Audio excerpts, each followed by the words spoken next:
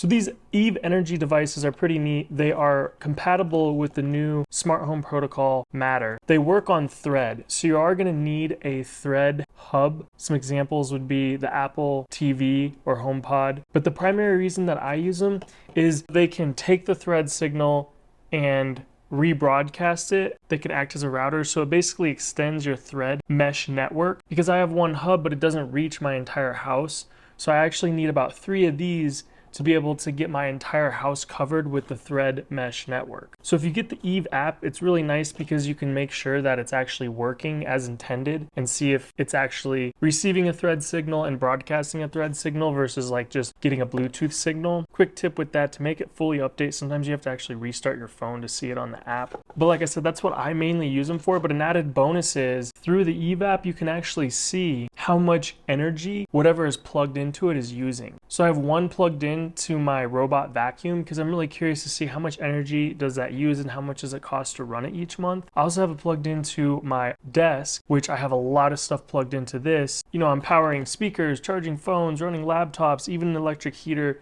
So it's nice to see that it can allow a lot of amps to pass through it. And I'm just curious, you know, how much energy do I spend a month just on my little workstation? But like the one in my basement, it's actually not plugged into anything. I just need one down there so that all of my Thread-enabled devices in my basement can communicate. If you're curious what's going to be a router for your Thread, a good rule of thumb is anything that has constant power like these or a light switch that is Thread-enabled is most likely going to be a router. Whereas something that's actually run off of batteries usually is just what's called an endpoint, where it can take the Thread signal but it's not going to rebroadcast it. So yeah, great little device. Just make sure if you're going to get it that you have a Thread mesh network. If you're not sure what that is, I would research that before you go ahead and purchase this, because you might find that you don't really have a use case for it or it doesn't work for you.